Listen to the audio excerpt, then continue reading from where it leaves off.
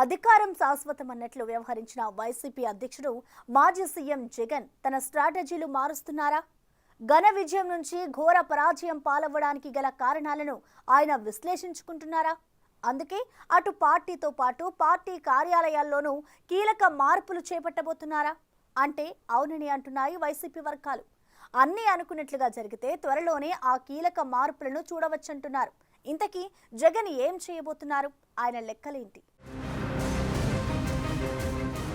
గత ఎన్నికల్లో ఘోర పరాజయం మూటగట్టుకున్న వైసీపీ అధికారానికి దూరమై మరో 2 నెలల్లో ఏడాది పూర్తి కానుంది. అప్పుడు వైసీపీ అధినేత జగన్ దగ్గర ఉన్నదేంటి, ఇప్పుడు లేనిదేంటి అంటే 2019లో 151 సీట్లతో సీఎం పీఠాన్ని అధిరోహించిన జగన్ మరో 30 ఏళ్ల పాటు ఏపీకి చెక్కుచెదరని పాలన అందిస్తామని ధీమా వ్యక్తం చేస్తూ వచ్చారు. అయితే ఆయన అనుకున్నంత సజావుగా వైసీపీ పాలన సాగలేదు. 30 ఏళ్లు కాదు కదా, 5 ఏళ్లు పూర్తయ్యేసరికి ప్రతిపక్ష నేత హోదా కోసం అధికార పార్టీతో పేచీలు పెట్టుకోవాల్సిన పరిస్థితి తలెత్తింది. అక్రమాస్తుల కేసుల్లో 16 నెలలు రిమాండ్ ఖైదీగా గడిపి వచ్చిన జగన్ 2014లోని అధికారాన్ని చేజిక్కించుకుంటామని ధీమాగా కనిపించారు. తండ్రి వైఎస్ మరణం, జైలు సెంటిమెంట్ తనకు ప్లస్ అవుతాయని లెక్కలు వేసుకున్నారు. అయితే రాజధాని లేకుండా విడిపోయిన ఆంధ్రప్రదేశ్ ప్రజలు మొదటిసారి అయినా ఆయన నిరుత్సాహపడలేదు. మొక్కవోని దీక్షతో ముందుకు సాగారు. సుదీర్ఘ పాదయాత్ర చేసి సంక్షేమ పథకాల హామీలతో జనానికి దగ్గరయ్యే ప్రయత్నం చేశారు. అప్పటికీ కూటమిగా అధికారాన్ని చేజిక్కించుకున్న టీడీపీ, బీజేపీ, జనసేనలు 2019 ఎన్నికల్లో ఎవరి దారి వారు చూసుకోవడం కూడా జగన్కు కలిసి వచ్చింది. జగన్ అధికారంలోకి రావడానికి ఆయన చేసిన సుదీర్ఘ పాదయాత్ర మంచి మైలేజ్ ఇచ్చింది. మొత్తం మీద కష్టపడి పార్టీని అధికారంలోకి తీసుకురాగలిగారు జగన్. ముఖ్యమంత్రి కుర్చీలో కూర్చొని కుదురుకునే లోపే కరోనా రూపంలో ఒక పెద్ద విపత్తు వచ్చినా ప్రజలకు తాను అనుకున్న మంచిని జగన్ ఎంతో కొంత చేయగలిగారు. టీబీటీ రూపంలో సంక్షేమ పథకాలను ప్రజల ఇళ్లలోకి తీసుకెళ్లగలిగిన జగన్ సీఎంగా వారితో యాక్సెస్ మాత్రం మిస్ అయ్యారు. ఆయన సభలకు వచ్చిన, సమావేశాలకు వచ్చిన అధికారులు అవసరానికి మించి అత్యుత్సాహంతో చేసిన ఏర్పాట్లు జనంతో జగన్కు గ్యాప్కు కారణమయ్యాయి.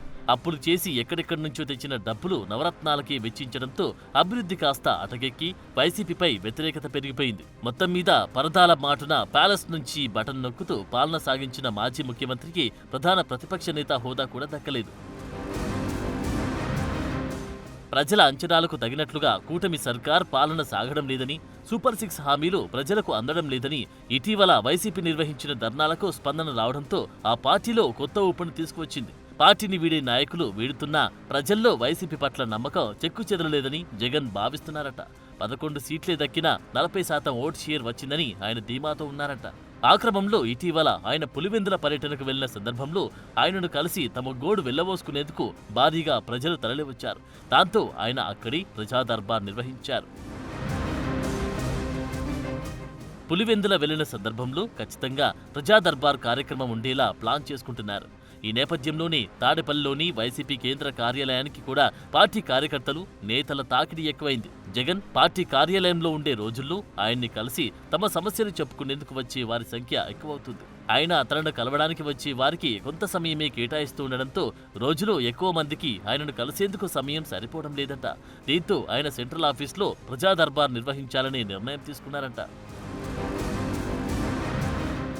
ఇప్పటి వరకు కేవలం పులివెందుల నియోజకవర్గంలో మాత్రమే ప్రజా దర్బార్ నిర్వహించి అక్కడి వారి సమస్యలను అడిగి తెలుసుకునే ప్రయత్నం చేస్తున్న జగన్ ఇకపై తాడేపల్లిలో ప్రజా దర్బార్ నిర్వహించాలని నిర్ణయం తీసుకున్నట్టు సమాచారం.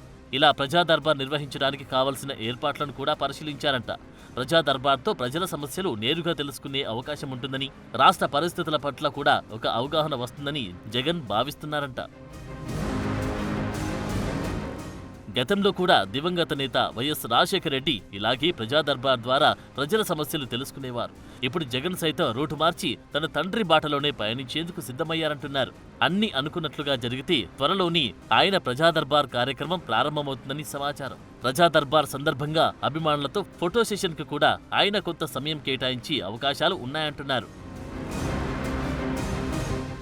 ప్రజా దర్బార్ ఎప్పుడు ప్రారంభమవుతుందని తేదీలు వైసీపీ ప్రకటించినప్పటికీ తాడేపల్లి ప్యాలెస్లో అందుకు కావాల్సిన ఏర్పాట్లు మాత్రం చురుకుగా జరుగుతూ ఉండడంతో అతి త్వరలోనే ఉండవచ్చంటున్నాయి వైసీపీ వర్గాలు. పార్టీని బతికించుకోవడానికి కీలక నిర్ణయాలు తీసుకుంటున్న జగన్ ఇటీవల బెంగళూరు ప్యాలెస్లో ప్రత్యేకంగా సమావేశం నిర్వహించారట. పార్టీ కీలక నేతలు, కొంతమంది సన్నిహిత కుటుంబాలను పిలిపించుకొని చర్చలు జరిపారంట. ఈ సందర్భంగా భవిష్యత్ కార్యాచరణ ఎలా ఉండాలి, ఎలా పార్టీని ముందుకు తీసుకెళ్లాలి అనే దానిపై మంతనాలు సాగించారంట. అందులో భాగంగానే ప్రజా దర్బార్ ప్రతిపాదన వచ్చిందట. అలాగే ఏపీలో మరోసారి జగన్ పాదయాత్ర నిర్వహించాలని నిర్ణయం తీసుకున్నారంట. మరో 3 నెలల సమయం టీడీపీ ప్రభుత్వానికి ఇచ్చిన తర్వాత, అంటే కూటమి ప్రభుత్వం ఏడాది పాలన పూర్తయిన తర్వాత జగన్ పాదయాత్ర ఉంటుందన్న టాక్ వినిపిస్తోంది. అయితే సంక్రాంతి తర్వాత జగన్ జిల్లాల పర్యటన ఉంటుందని పార్టీ వర్గాలు ఊదరగొట్టాయి. ఆ పర్యటన మాట ఏమో గాని వైసీపీ పిలుపునిచ్చిన రాష్ట్ర వ్యాప్త ఆందోళనల్లో కూడా జగన్ పాల్గొనలేదు. దాంతో పార్టీ శ్రేణులు పూర్తిగా డీలా పడిపోతున్నాయి. అసలు జగన్ ఎప్పుడు తాడేపల్లిలో ఉంటారు, ఎప్పుడు బెంగళూరు ఫ్లైట్ ఎక్కుతారు, ఆ పార్టీ కీలక నేతలకి అంతుపట్టకుండా తయారైంది. మరోవైపు సజ్జల, వైవి సుబ్బారెడ్డి లాంటి కీలక నేతలు పార్టీ శ్రేణులకు కనిపించడమే మానేశారు. మరిలాంటి పరిస్థితుల్లో ప్రజా దర్బార్ పాదయాత్ర అంటున్నారు. మరి ఆయన జిల్లా పర్యటనల తరహాలో ఆ కార్యాచరణ కూడా అటకెక్కుతుందో, లేకపోతే నిజంగా ఆయన జనంలోకి వస్తారో చూడాలి.